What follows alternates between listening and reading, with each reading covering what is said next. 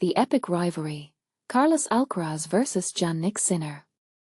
Bold rivalries spark the world of tennis, and nothing illustrates this more than the ongoing saga between Carlos Alcaraz and Jannik Sinner.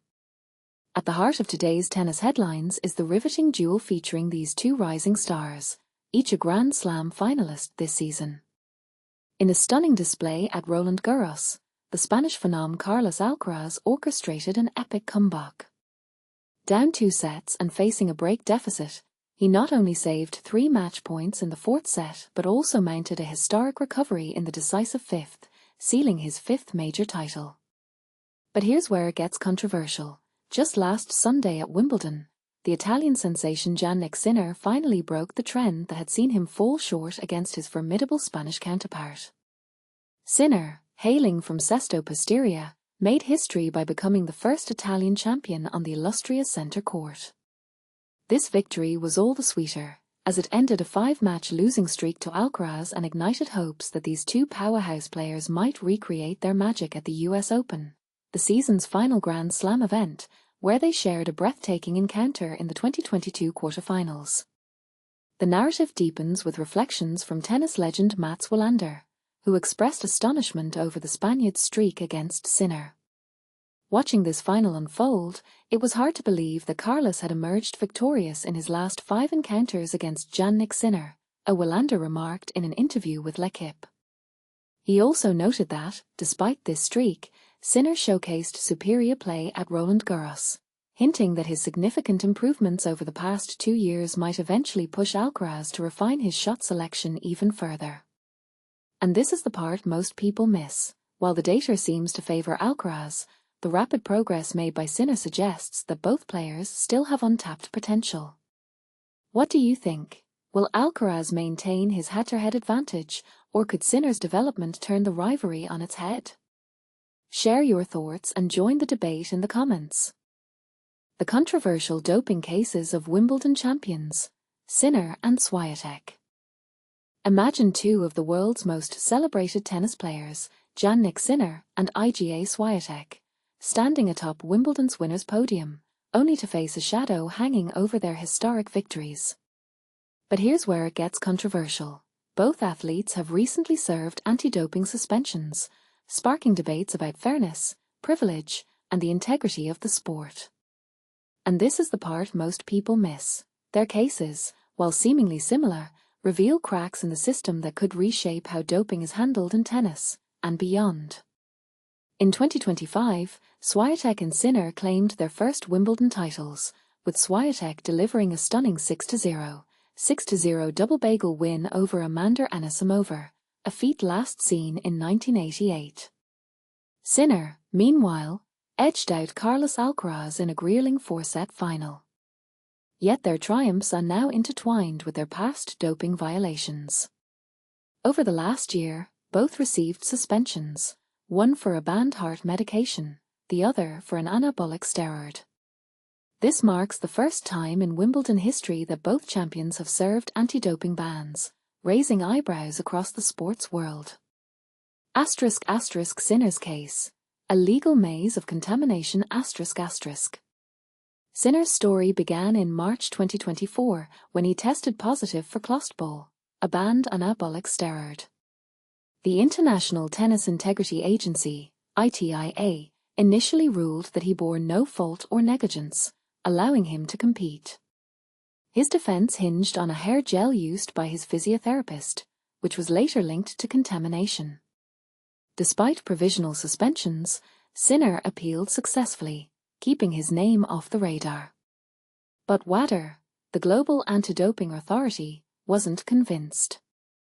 It launched a high-stakes appeal at the Court of Arbitration for Sport, CAS, seeking a 1 to 2 year ban. After months of legal wrangling, Sinner struck a deal, a 3-month suspension that cost him 6 tournaments but spared him from a Grand Slam absence. WADA spokesperson called the outcome very harsh if extended, highlighting the tension between accountability and leniency. *** Świątek's case, a battle of evidence ***. Świątek's violation involved trimetazidine, TMZ, a heart medication used to improve blood flow. She was banned for a month after testing positive in August 2024. Her defense? A contaminated batch of melatonin, a supplement she used for jet lag. Unlike Sinner, Świątek submitted extensive evidence, lab reports, hair samples, and unopened supplement bottles. Independent tests confirmed the contamination, and Wilander declined to challenge her ban. Yet the ITIA's verdict labelled her case as no significant fault or negligence, a nuance that left critics questioning why she faced a penalty at all. The bigger picture. Why this matters.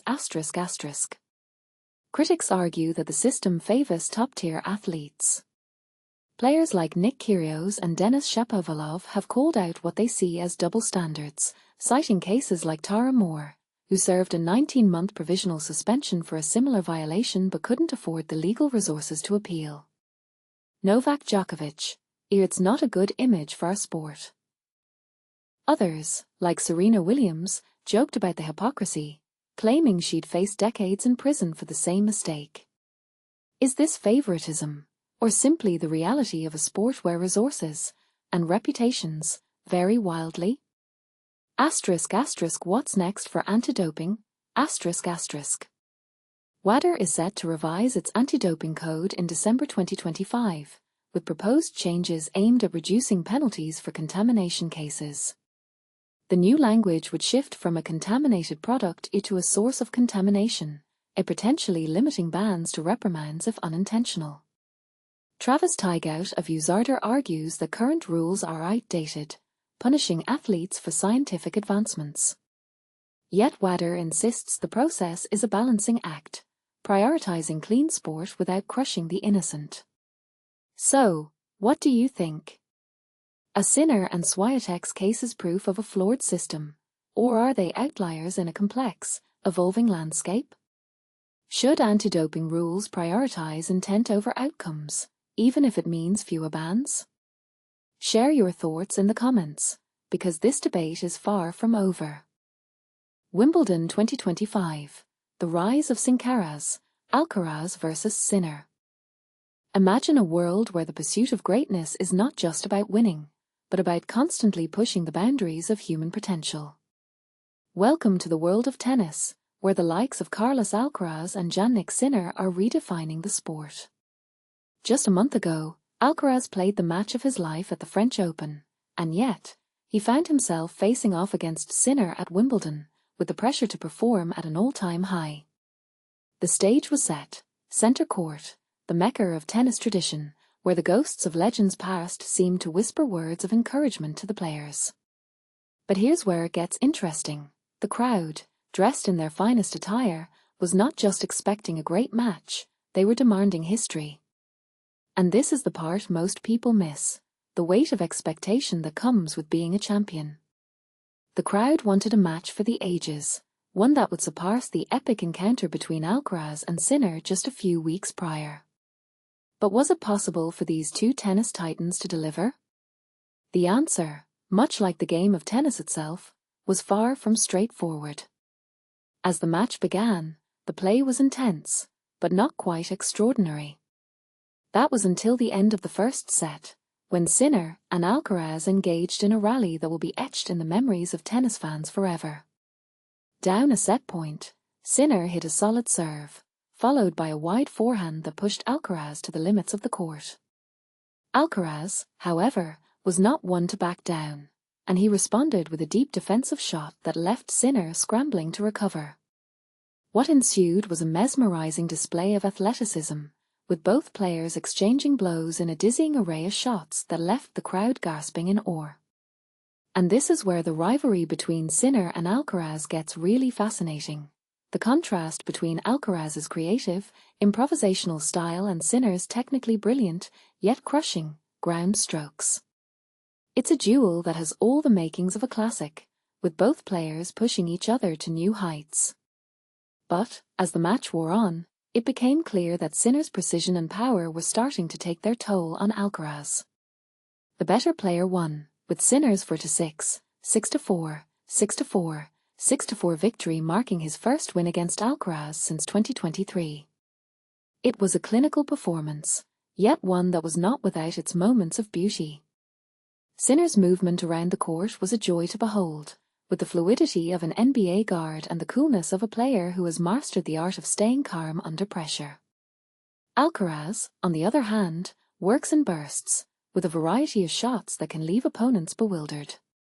But, on this day, his usual inspiration was missing, perhaps due to the bravery and mastery displayed by Sinner. The crowd, however, was not disappointed, for they had witnessed something special, a contest that was not just about winning or losing, but about the pursuit of excellence. And this is the part that sparks controversy. Is the relentless pursuit of greatness worth the cost? The tennis tour can be a brutal, unforgiving environment, where players are often forced to confront their own mortality. Many of the top players were knocked out of the tournament early, with some speaking openly about their struggles with burnout and the pressure to perform. As Aryna Sabalenka, the #1 woman, so eloquently put it, losing sucks, you know? You always feel like you want to die, you don't want to exist anymore, and this is the end of your life. But, amidst all the drama and disappointment, there were moments of joy and liberation. Amanda Anisimova, who had taken a break from the tour to cope with the loss of her father, spoke about how much more she enjoyed the game now, free from the burdens of expectation.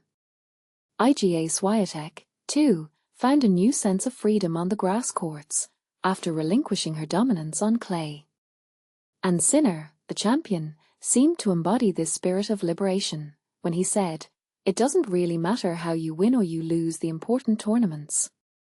You just have to understand what you did wrong. Trying to work on that, that's exactly what we did." It's a cliché, perhaps, but one that rings true. The pursuit of greatness is not just about winning, but about the journey itself. So, let the crowd drink champagne, and let us marvel at the beauty of tennis, in all its complexity and glory. For, in the end, it's not just about the trophy, but about the human spirit that drives us to push beyond our limits, to strive for something more. And that, dear friends, is the greatest prize of all. But here's the question: what do you think? Is the pursuit of greatness worth the cost, or is it a never-ending cycle of pressure and expectation? Let us know in the comments.